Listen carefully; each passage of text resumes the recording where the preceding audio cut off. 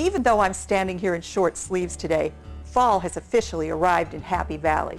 That said, I'm happy to enjoy this warm weather for as long as it lasts because it allows me to enjoy all of my garden's goodies. Today, I'm going to show you how to make a southwestern slaw and some bold pico de gallo. I'm going to be serving both of those up on my batter-dipped, deep-fried fish tacos, too. Let's get started. Before we can make our tacos, we have to make our toppings. And the first one I'm doing today is our southwestern slaw. And I'm going to start by putting a half teaspoon of salt in the bowl, 2 tablespoons of lime juice. I'm using 2 tablespoons of jalapeno peppers to spice this up. And for the sweet part, 2 tablespoons of honey.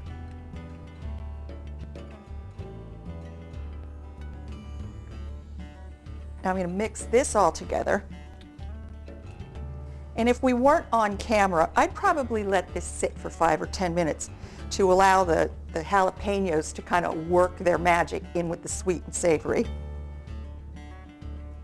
Now I'm going to add some green onions. That's about 3/4 of a cup. 3/4 of a cup of cilantro. I am going to stir this together, get these all coated.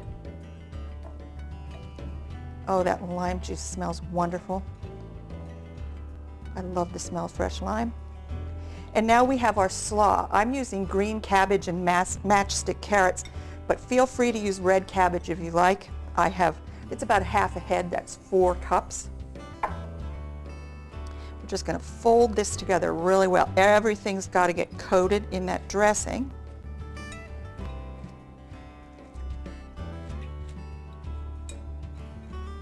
And when it starts looking nice and shiny and really well mixed, I'll give it a few more tosses here. I'm going to set this aside to marinate for about 1 or 2 hours in the refrigerator. And what that's going to do is going to wilt the cabbage, and it's going to absorb all of that really sweet and sour flavor. It's going to be just fantastic as a topping for our tacos.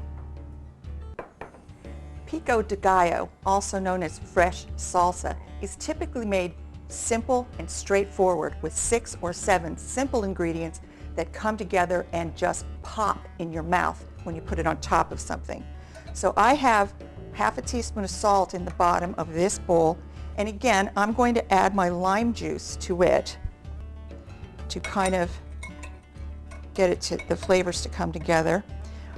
Jalapenos again, 2 tablespoons with 2 cloves of minced garlic. And just like we did for the slaw, if I weren't doing this on TV, I'd probably let this sit for 5 or 10 minutes to let those peppers work their magic. Now I've got 3/4 of a cup of yellow onion and 3/4 of a cup of cilantro. Stir this really well.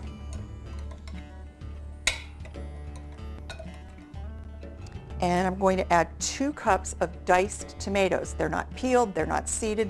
This is just a rustic, quick-to-make sauce. I have a mixture of plum tomatoes and cherry tomatoes today because that's what I have left in my garden. A quick stir here. And this is going to go into the refrigerator for a couple hours. And unlike the slaw, which can be kept a day or 2, pico de gallo is always best served the same day it's made.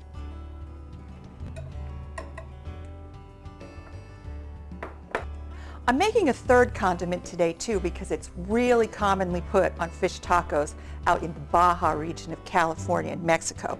And it's called crema. And crema really is sour cream. It even says so right on their label. It's Mexican sour cream. It's probably a little sweeter than our American sour cream, but feel free to substitute American sour cream.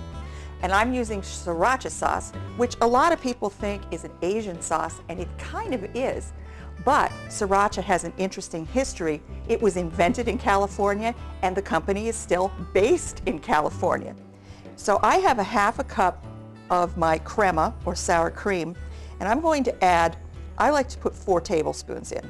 Sometimes I like to put 6 tablespoons in. And all I'm going to do is stir this around till it's completely smooth and incorporated.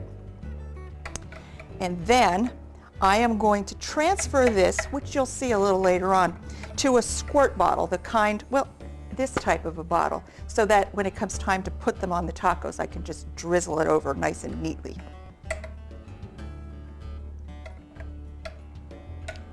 Stir this till it's smooth. That's looking really good.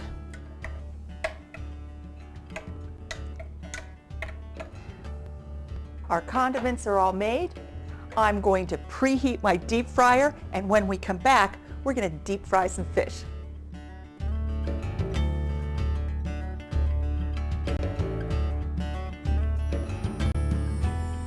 Now we're going to batter dip and deep fry our fish. So let's talk about the fish. I'm using cod because it's firm textured and it's meaty, it doesn't fall apart. And I've cut it into what I call fish sticks, into about 3.5-inch pieces. If I had to suggest a substitution, I would say grouper, mahi-mahi, or even sea bass would be wonderful. Now I've put, believe it or not, this is not flour. My dry dredge is pancake mix because it's got all of the leavening agents that you would have to mix in, or you'd have to go out and buy a bag of self-rising flour. So I've got a cup of pancake mix in one shallow bowl and another cup of pancake mix in a second shallow bowl. And for my batter dip, it's classic fish taco to do a beer batter. And I'm going to add a cup of beer to this pancake mix. And if you're thinking, oh, you don't want alcohol, well, think twice about this one, folks, because while you could use club soda, first of all, when the beer batter hits the deep fryer, all of the alcohol is going to go poof. But what the beer contributes to this is a really yeasty flavor that you cannot get anywhere else except for with a cup of beer. So I'm going to take a little whisk, and I'm just going to whisk this starting slowly until I get a nice, smooth, drizzly batter to form. And this won't take long. And you can see how the bubbles have formed on top of that. That's why you want to use beer or club soda, because you want to keep this batter really light and airy. Oh, I'm thinking that's starting to look really good. Now, if at any time, if you're doing a whole lot of fish, if the batter starts to get a little too thick, just feel free to drizzle in some more liquid whenever you think you need it. I think that looks great.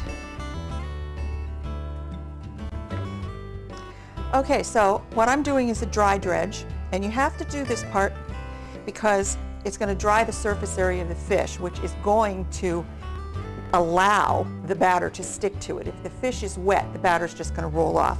So I'm going to stick 3 pieces of dredged fish into my batter.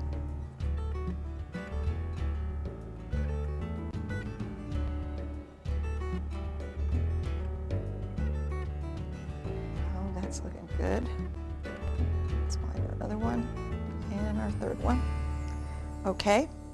Now my oil is preheated to 360 degrees. Peanut or corn oil will work fine. Olive oil will not. And what I'm going to do is one at a time, I'm going to pick these up. Do not be afraid. Do not be afraid. I'm going to let the excess drizzle down. I'm going to drop that right into the hot oil. Next one in, right into the hot oil. Never overcrowd your fryer basket. Only do these maybe 3 or 4 at a time.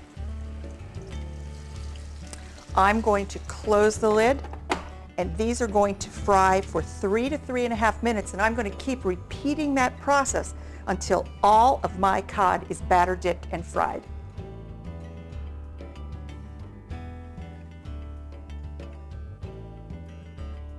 I've got the last batch ready to come out of the deep fryer here, folks.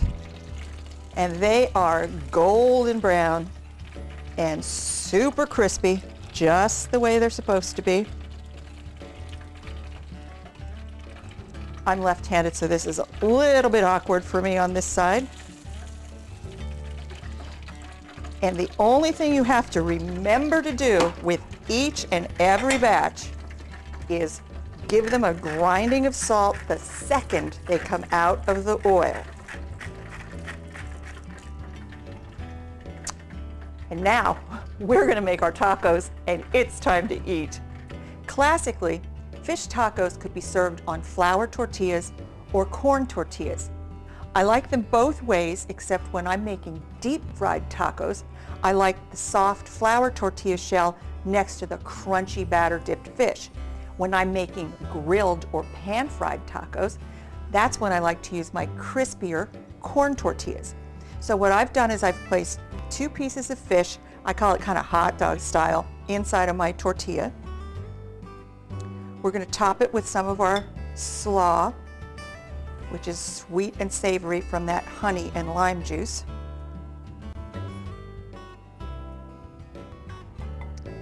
And now for a drizzle of that crema.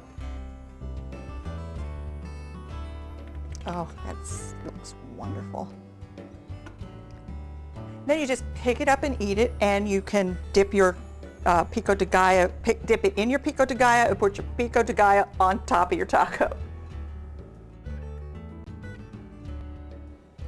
The first time I ate a fish taco, the year was 1986, and I was in San Diego, which just happens to be the mecca of the fish taco. I fell in love with them, and I decided immediately to become a fearless fryer. I began serving them to my friends for Friday fish fry happy hours. Before I knew it, Mel's Kitchen was the Happy Valley mecca of the fish taco world. For these and all of my recipes, just go to my website.